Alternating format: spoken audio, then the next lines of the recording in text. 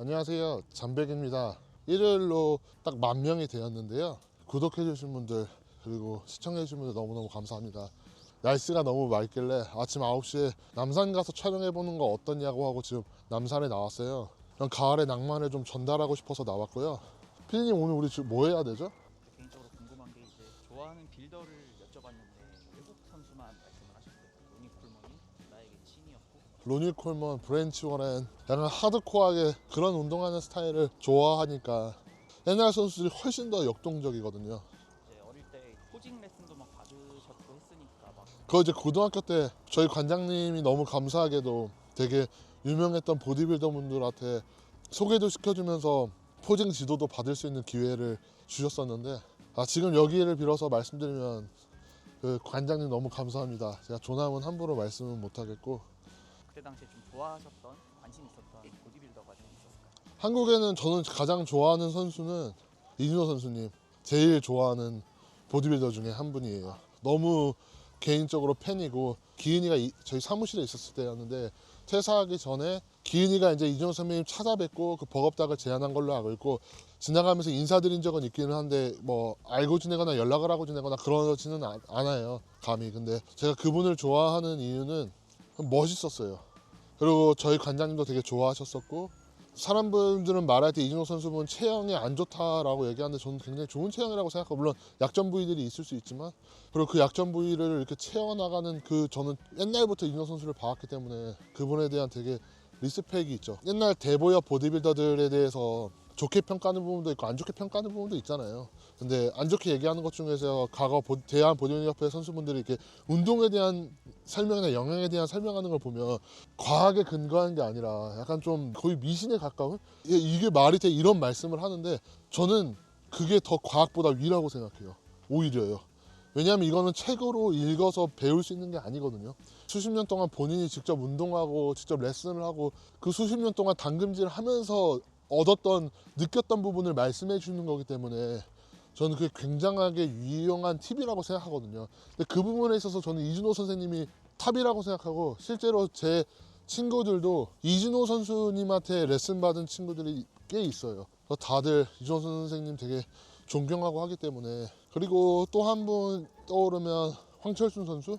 혹시 보셨어요? 주말에 저는 진짜 황철순 선수님은 진짜 개인적으로 너무 좋은 일만 생기셔서, 저는 황철순 선수님을 한 번도 마주쳐 본 적도 없는데 그분을 제일 존경하는 사람, 제일 좋아하는 사람이 송기은이에요. 기은이가 어떤 보디빌더들에 대해서 한 번도 뭐 이렇게 얘기한 적이 없는데 5년 전이었나 6년 전이었나 저랑 사무실에서 이제 이런저런 얘기하고 있는데, 자기는 진짜 황철순 선수에 대한 진짜 엄청난 리스펙이 있다. 단순하게 보디빌더가 아니라 그거를 활용해서 엄청나게 많은 영향력을 미쳤고 수익 활동도 많이 하셨잖아요. 해외에서도 인정받고 이런 거 보면서 기은이가 되게 감명을 받았나? 그것도 보셨겠네요. 최근에 이제 특보이 방송에 나오셔서 여러 가지 말씀을 하셨는데 저도 봤죠.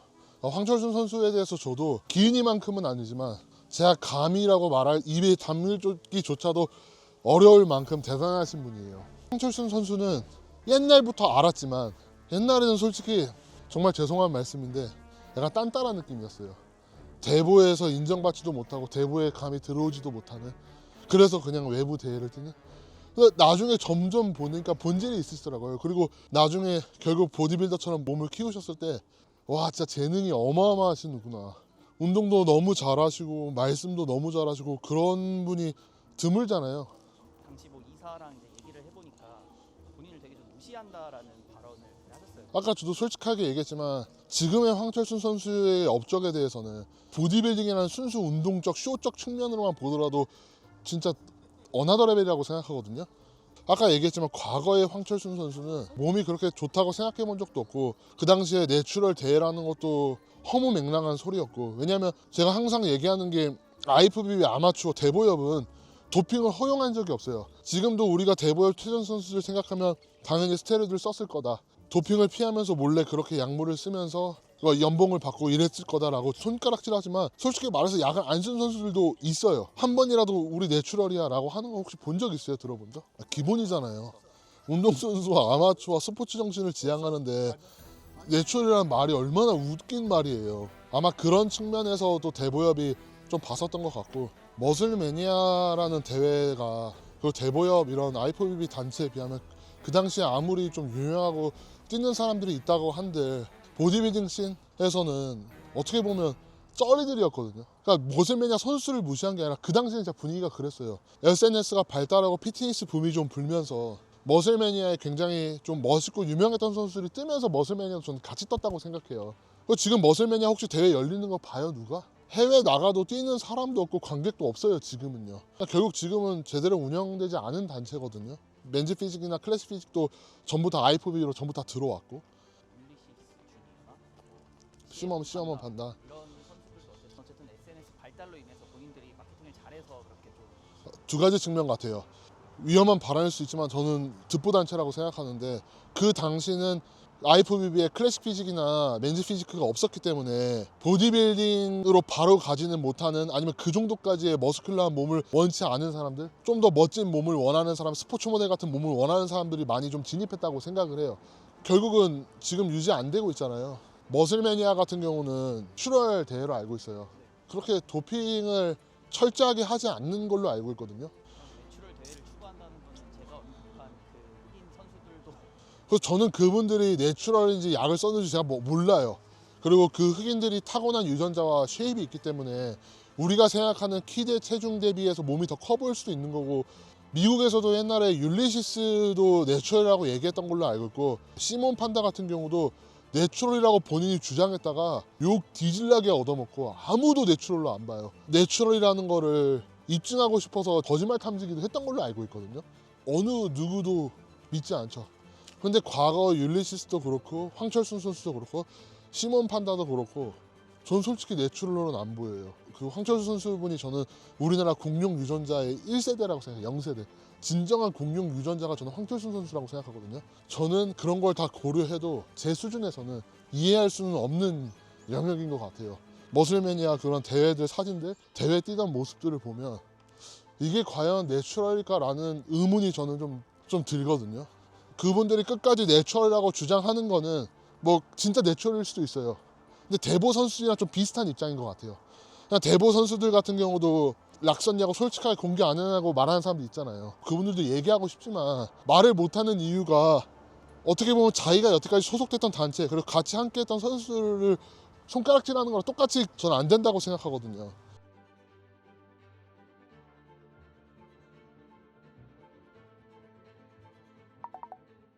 알약 새 알로 75에서 85로 증가를 했다라는 그런 부분이 있더라고요. 그 아마 제가 알약을 기억하기로는 윈스트롤, 한국에서는 약간 윈이라고 부르는 약이 있어요.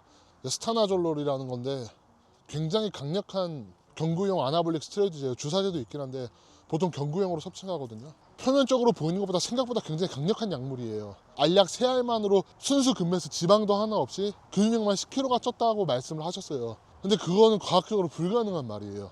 왜 이렇게 말할 수 있냐면, 일단 윈스트롤이라는 약에 대해서 제가 또 간략하게 설명해드리면, 모든 아나볼릭 스테로이드는 테스토스테론을 거세한 형태거든요. 그러니까 테스토스테론이 여성 호르몬 전환될 수 있고 디하이드로 테스토스테론으로 전환될 수 있기 때문에 이게 전환되지 않도록 여러 형태로 변형해서 만든 게 아나볼릭 스테로이드인데, 그 대표적인 것 중에 하나가 디하이드로 테스토스테론을 이용한 거예요. 그중 하나가 윈스트롤이거든요. 그럼 윈스트롤 같은 경우는 DHT라는 호르몬에서 파생했기 때문에 장점이 뭐냐면 방향 조카가 없어요. 그게 아로마테이즈가 안 된다고 하는데, 테스토스테론 같은 경우는 우리 몸에서 방향 조카 효소랑 만나면 그 여성 호르몬으로 전환이 되는데, 디하이드로 테스토스테론은 방향 조카로 전환되지 않거든요. 방향 조카가 없이 이 윈스트롤 단독만으로는 체중이 그렇게 증가하지가 않아요. 근신경이나 근력은 좀 많이 발달하고 분명히 어느 정도 근매스 상승에도 도움은 받을 수 있지만 방향 조카의 영향력 없이 윈스트롤만으로 10kg 이상이 찐다는 게 사실은 말이 안 되거든요. 외부에서 윈스트롤이라는 안드로겐 호르몬이 들어오면 우리 몸에서는 더 이상 안드로겐 호르몬을 안 만들어내요. 그러니까 여성 호르몬도 2주만 지나도 영해 수렴하는 결과로 나오거든요. 테스토스테론도 마찬가지예요. 우리 몸에서 분비되는 가장 주요한 아나볼릭 스테로이드의 원천과도 같은 테스토스테론이 0으로 내려오기 때문에 DHT, 윈스트롤 하나만으로 진짜 높게 봐도 5kg 쪘으면 저는 그런가 보다 하는데 10kg 이상은 솔직히 과장된 측면이 좀 있다고 생각해요. 왜냐하면 옛날에 아나볼릭 스테로이드 같은 경우는 경구제 같은 경우는 가품이 되게 많았어요. 그러니까 윈스트롤이 윈스트롤만 들어있는 게 아니라 윈스트롤그램 10mg에 막 5mg 디볼이나 옥시 섞어놓기도 하고, 최근에도 식약처에서 업자들 단속해서 성분 검사한 게 식약처 들어가면 나와 있어요, 여러분. 근데 함량들이 개판이 어떤 거는 오버도징돼 있어서 너무 말도 안 되게 들어있고, 또 어떤 거는 이상한 성분들이 섞여 있어요. 황철순 선수님께서 굉장히 운 좋게 윈스트롤 외에도 다양한 게 들어간 게 섭취하시지 않으셨을지. 근데 이게 만약에 재수가 없으면 어떤 일이 있냐면, 제 아는 분이 이제 태국에서 알약을 사와서 자기 먹을 거 한 200알 정도 사왔는데, 그거를 본인이 키우는 강아지가 200알을 다 주워 먹은 거예요. 정확히 디볼 100알, 윈스트롤 100알이었어요. 그거를 막 다 먹어버린 거예요. 형이 울고, 와 진짜 얘 죽겠다 이러고 막 병원도 못 가고 눈물을 흘리고 있는데, 얘가 아무 문제가 없는 거예요. 지금까지 살아있어요. 재수 없으면 그냥 밀가루 성분에 안 넣는 경우도 있거든요. 아나볼릭 스테로이드 만들 때 제일 돈이 많이 들어가는 게 두 가지예요. 뭐 주사제 같은 경우는 실제 그 API, 그러니까 그 스테로이드 활성 원료, 그 다음이 오일류들이에요. 타전 같은 경우는 약값의 대부분을 차지하는 게 그 API, 스테로이드 활성 성분이거든요. 근데 이제 그 API 실제 스테로이드 성분은 안 들어있고, 약을 뭉치게 하는 여러 가지 부영제라고 그래요. 이제 그것만 들어있었던 거죠.